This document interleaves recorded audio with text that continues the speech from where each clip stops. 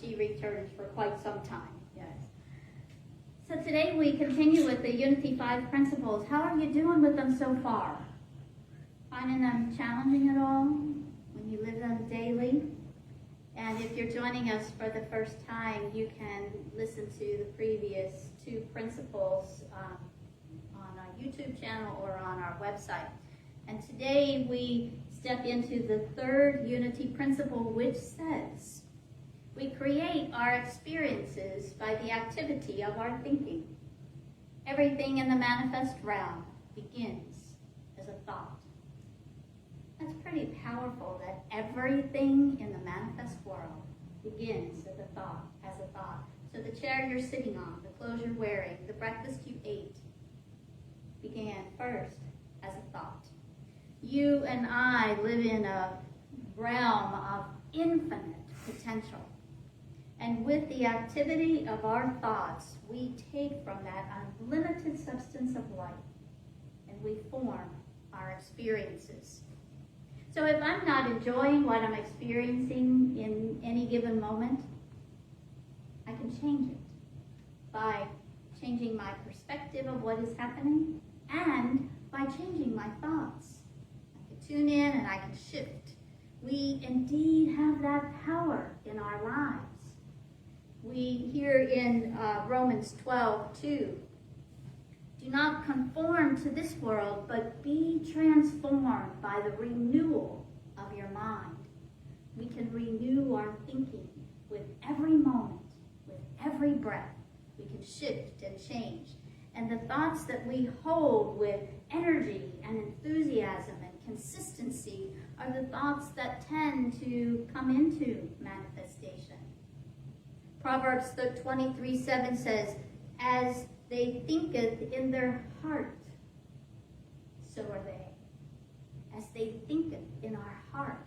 So in our mind and in our heart, what we hold in our thoughts and our feelings, those are what come into being. So the question immediately comes, so this child created the illness they're experiencing?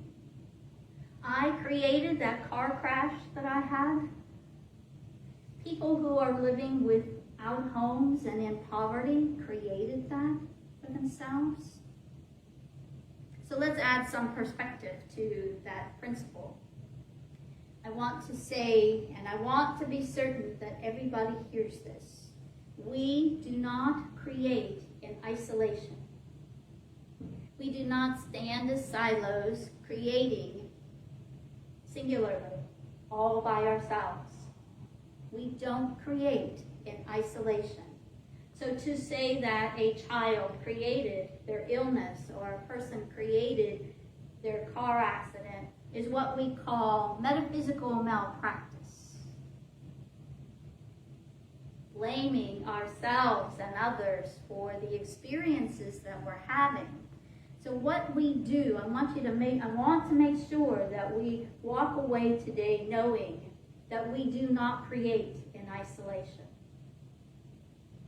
I think you got that. So we are co-creators of our experiences. We co-create with Spirit, the universe, the divine, God, whatever you call that essence and energy that moves through everything, that permeates all that is. We co-create with that essence and energy. There isn't a deity or a being out here saying, well, today I find you worthy of your heart's desires, but today, not so much. Or you are worthy. I find no fault with you today, but I'm feeling a little fickle today, so no, can't have your heart's desires. There is no being doing that. God, Spirit, whatever name you use for that essence and energy, isn't tampering with, isn't interfering with our daily experiences. We have free will. We get to hold whatever thoughts. We can be still. We can go deeply within, and we can hear that intuition, that still small voice. We can follow that inner guidance, or we can choose not to. That's the intimacy of that spirit. But there's no one playing the puppeteer of our lives. We co-create with the divine, and we co-create within the framework of spiritual laws. The law of mind action says thoughts that we hold in mind tend to produce more of the same kind. You've probably seen that in your life. If you're grumpy one morning, you tend to notice things that feed that grump, right? If you're feeling a little out of sorts, somebody's going to annoy you on the way out the door or on your way to work, whatever you do in your day. Somebody's going to annoy you and prove to you that, you deserve that grumpiness that day. And conversely, if you wake up, in our meditation this morning was enter the meditation with joy. Oh, that was so beautiful. If we enter a day with joy, what happens? We notice more joy. We notice more things to be joyful about. We might notice the birds and the breeze blowing and the sun shining more so than if we have a mindset of grumpiness. So thoughts that we hold in mind tend to produce more of the same kind. And then we live in this law of attraction, that we draw to us the people and experiences that make up our lives. You did not end up at Unity of Augusta by accident. You were drawn here. It was drawn to you because there was something in your consciousness that was asking and seeking. And this is what you found. It was something that brought us all together. God, the universe, the energy of the universe is responding to the energetic vibration of us. So we can call on our spiritual abilities. Cora Fillmore describes the power of imagination. In Unity, we talk about these 12 powers of humankind, and it was a system set up to identify each of the 12 disciples with an ability. The ability of imagination. Cora Fillmore says it's the chisel we yield to, the chisel we wield to mold the paradise of our inner thought kingdom. It's the power of imagination. It's the chisel we yield to mold the paradise of our inner thought kingdom. We are the ones that call our imagination into activity, and we can use that imagination. So remember, we do not create alone. We do not create in isolation. We create with that divine presence that's everywhere, in everything, that presence that is good.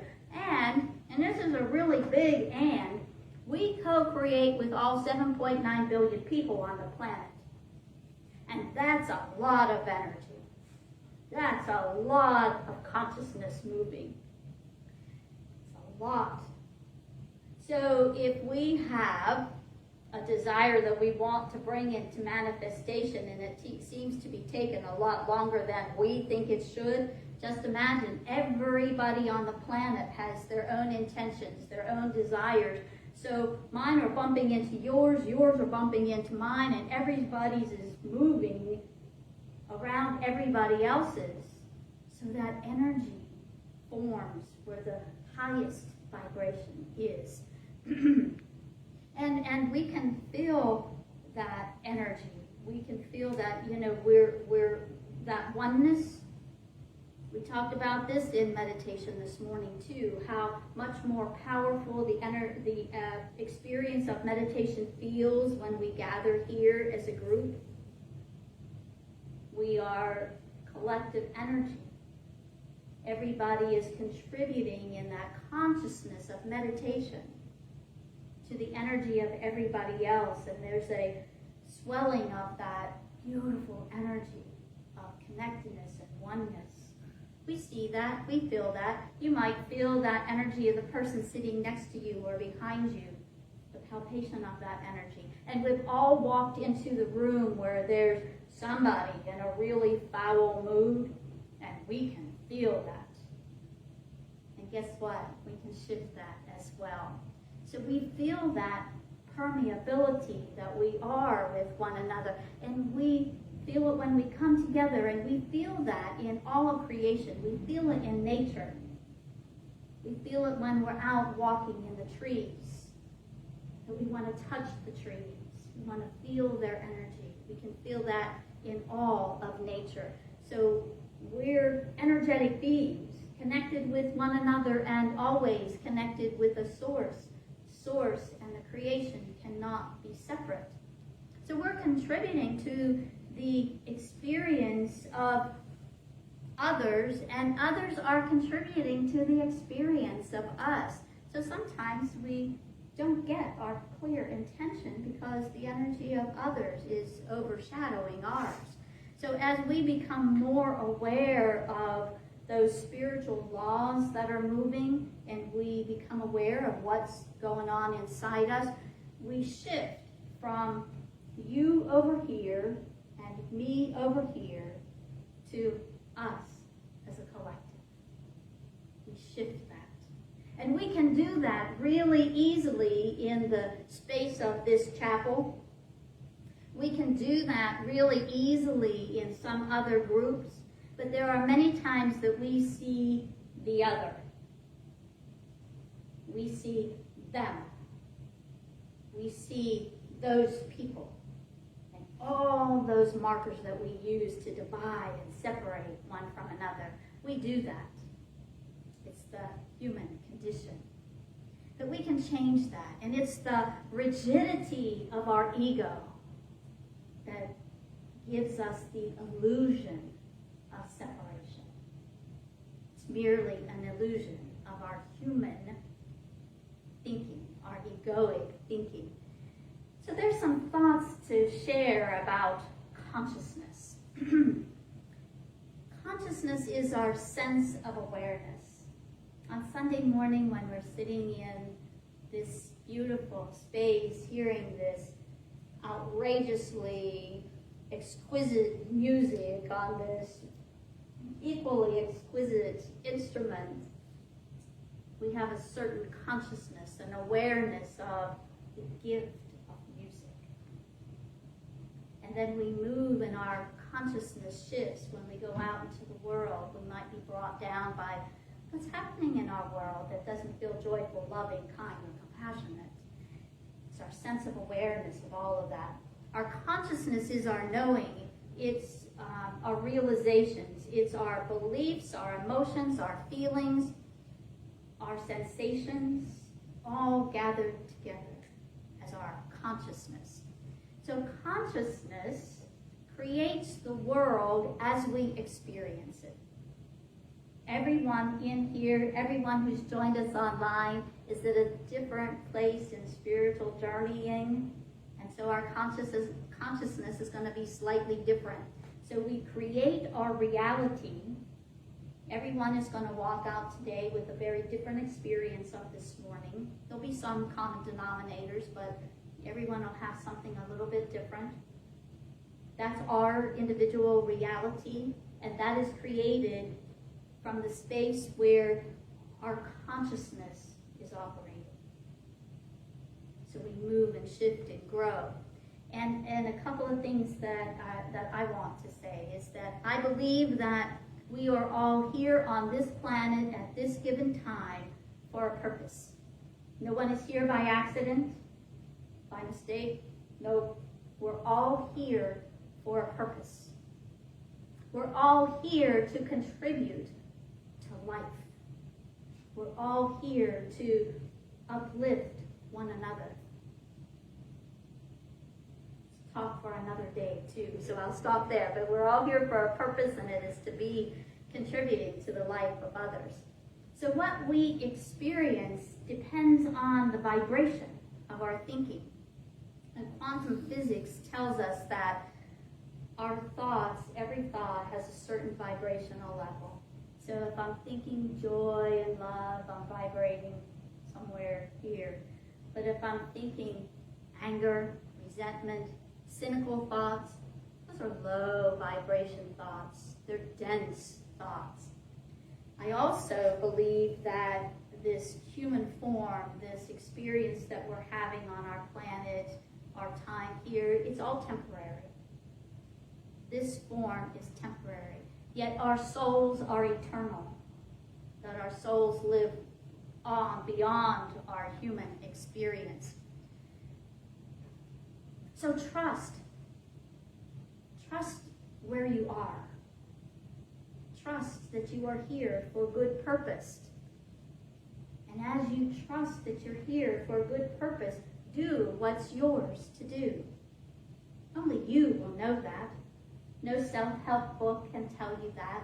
It's only you from that deep place within can know that. And co-create the best experience for yourself and for others in this time we have together. And it might be really hard to hear this, but I think it needs to be said. We, as a collective consciousness, have created what we experience today.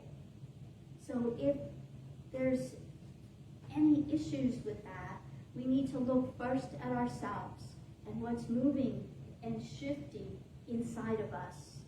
What consciousness are we holding? Are we calling ourselves to expand and grow and raise our consciousness? Or are we content to be where we are? We have created this space that allows for joy and love and compassion to be shown, and we see that. We see that in many places in our world. And we have also created a space for dis-ease, for disorder, and for discord to permeate in our space. We have contributed to that. But the good news is, while our collective consciousness allows for those things that we typically don't enjoy, we have the ability to change that. We have the ability to shift that. So if we're hanging on to those low vibrational thoughts, and we're not letting them go, we're not exploring them and healing them, it's going to keep us right where we are, individually and collectively. You can't live in the penthouse with basement thinking. So if you want to live in the penthouse, you're going to have penthouse thoughts, right? And if you're okay living in the basement, then hang on to those basement thoughts. So we can shift to that consciousness of love. We can call ourselves first. We have to be speaking to ourselves. And I'm saying have to and must a lot. And I don't typically do that. But I feel so passionately, though, there's this power in us. And if we don't recognize it and don't use it, then we're missing a good portion of what we're here for. So we can shift in ourselves first to that high vibrational thoughts. That when we look at another person, know that we're looking at a creation of God. We're looking at the face of another that God loves, just as God loves us, whatever name you have for that. You will never see a being that is not an expression of God's love. It doesn't matter what you read about them in the newspaper or hear about them on the radio or television. They are beloved of God, just as we are. We can't separate that. So how do we move ourselves out of basement thoughts into the penthouse? I much prefer the penthouse. We can pause. We can practice mindfulness, which is a really big practice in the Buddhist tradition, but Buddhist and Christianity meld together really beautifully. We can slow down. We can make space in our day for that sacred pause. We can do that. We have the ability, the right, and the responsibility to do that for ourselves. And for the past 5 or 6 years, there's a practice that I've used. And it helps me pause, it helps me center, it helps me choose how I'm going to be in my world. Would you like to do it with me? Okay, so I'm going to ask you to just relax where you are. If you feel like you want to, close your eyes. It's not required. Just pause. Notice what thoughts and feelings are tumbling through you. If you're wondering how long she's going to talk today, that's okay. That's a good thought. Just notice. And with me right now, breathing in, we notice that we're breathing in. Breathing out, we notice that we're breathing out. Breathing in, we notice that our breath is deep. Breathing out, we notice that our breath is slow. Breathing in, we calm our body and our mind. Breathing out, we are at ease. Breathing in, we smile.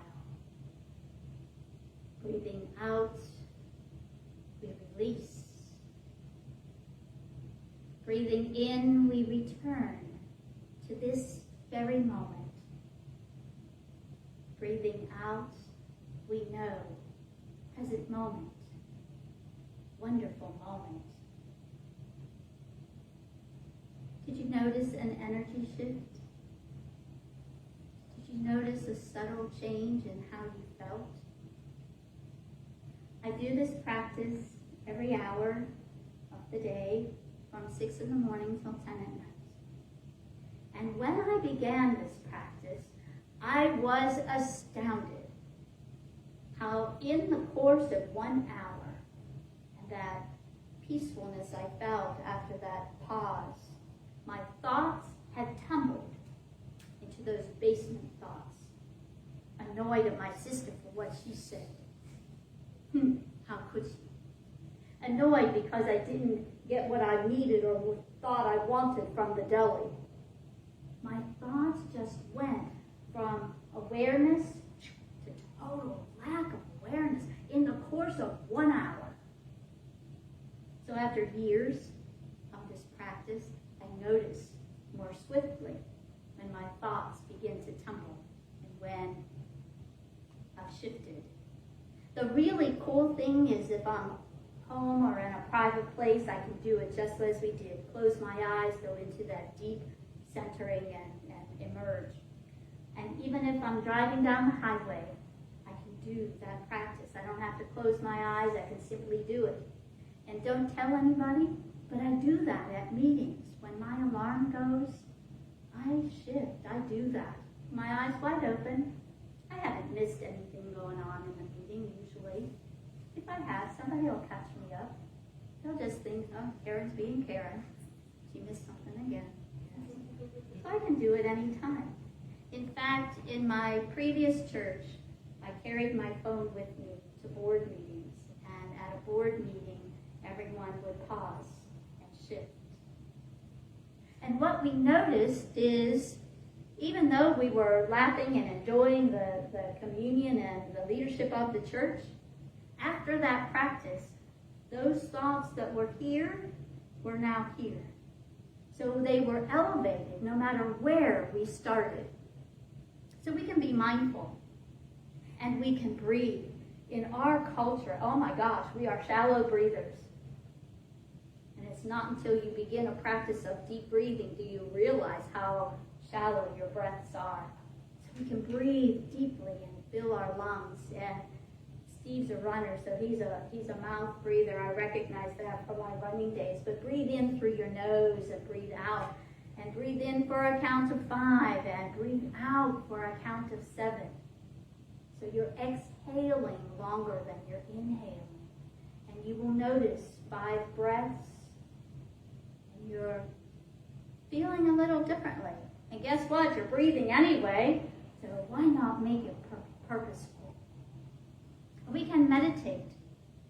And it is said that between a stimulus and a response, there is a space. And I'm going to read this so I get it correct. In that space lies our freedom and power to choose a response. In our response lies our growth and our happiness. In that space between the stimulus and the response is a space. And when we meditate, we elongate that space. That space becomes greater. So we have even greater opportunity to choose how we're going to respond to whatever it is that's happening to us, for us. And the author of a book called The Illusion of Life and Death says, if we remain trapped in our own thoughts, we will not have control over them. When we begin to observe our thoughts, we separate ourselves from them and we provide that space. This is how we channel our thinking in the direction that we desire. It's how we channel our thinking. This is the first step to understanding and take responsibility for our thoughts. Oh my gosh, we can be responsible for our thoughts. We are responsible for them. And I would add that we do all of this mindfulness without guilt or shame, without chastising ourselves for what's going on in here, because it's coming for a reason. It's coming for healing or for forgiveness or simply release.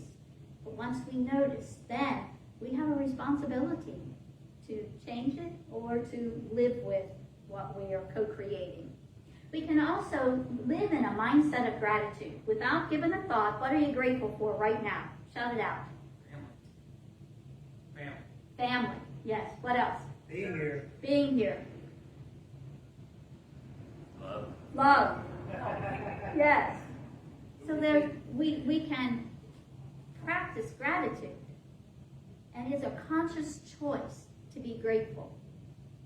So to be grateful when that fender bender happens, well, you might meet somebody who's bumped your fender, who you get to share your spiritual life with. You might meet someone who helps you in the endeavor that you're undertaking in your business. You might meet the person that you need to meet to accomplish your life dreams that day. It's possible. Yes. Learn gratitude in all things. And be forgiving. I know in the spirit realm we are perfect and complete just as we are. In the spirit realm. And I know in my humanness, oh no, I'm not. We're very human. So we get to be forgiving with ourselves. We get to be kind with ourselves.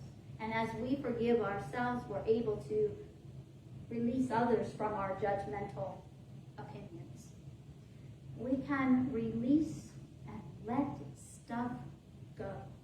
We don't have to create a whole novella around every single thing that happens in our day. We don't have to tell a 900-page story about everything that goes on. We can just let things go. Forget about it. Don't worry about it. The Dalai Lama and Archbishop Desmond Tutu in the Book of Joy have this to say. If you're in an experience and you can't do anything about it, there's nothing for you to do. So don't worry. It'll take care of itself. If you're in an experience and you can do something about it, do that. And then there's no need to worry because you've done what you're supposed to do. And we can remember that right here and right now, in this time, we are in a fascinating place. We are in a fascinating time to live our unity principles, to walk through this life with the power and to lift our thoughts upward. Our thoughts are very, very powerful energy. And when you arrived today, you received an item. So take it out now. And if you have family, make sure you have one for your children too. And teach this to your children today. Your thoughts have power. So hold this very still.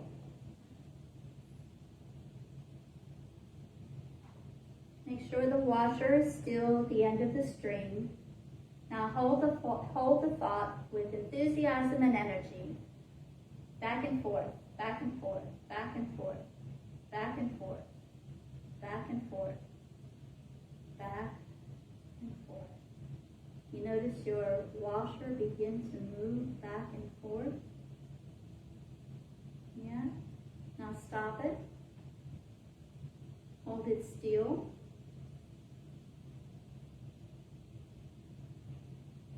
And now hold the thought side to side, side to side, side to side, side to side.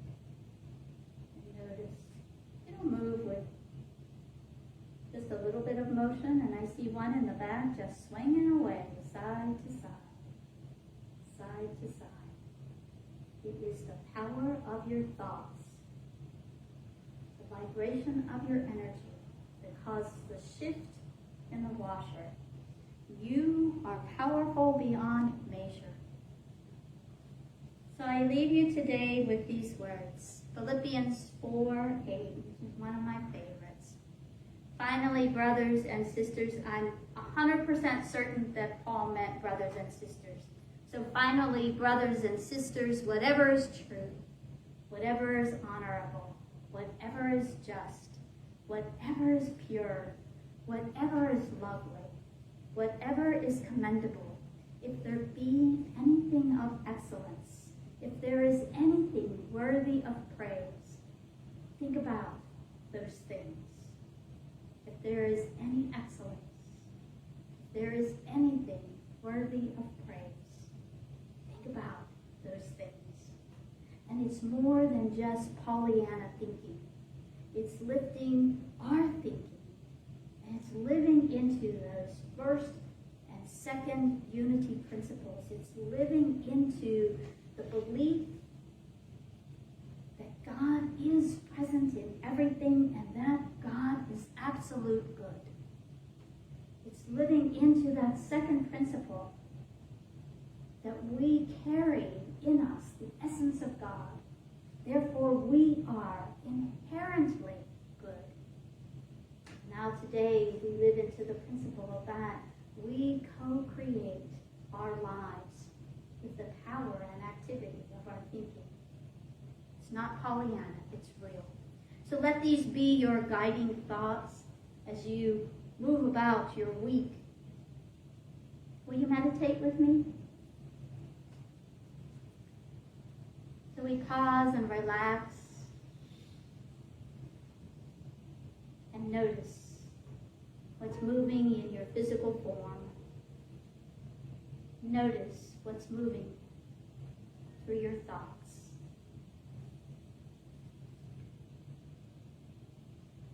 Breathing in, I notice that I'm breathing in.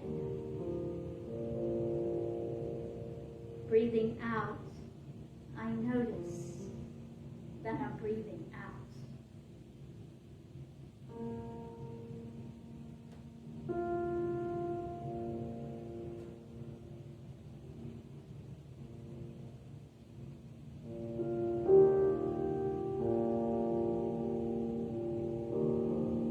Breathing in, I notice that my breath is deep. Breathing out, I notice that my breath is slow.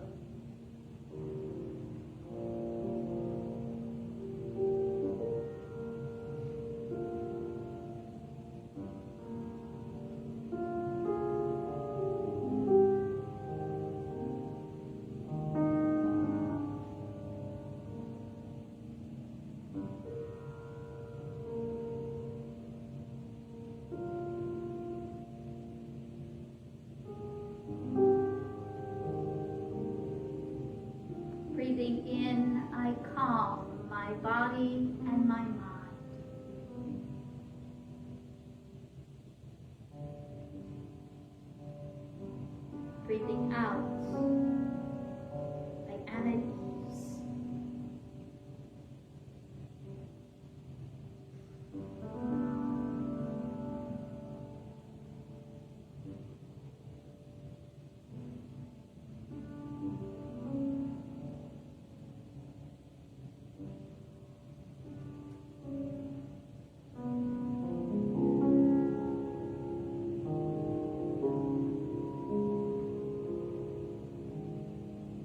Breathing in, I smile.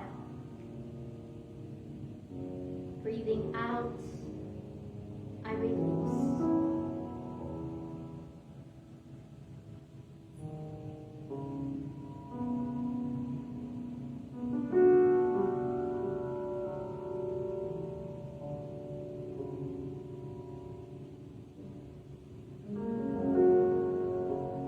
In and out. Deep and slow. Calm and ease. Smile, release.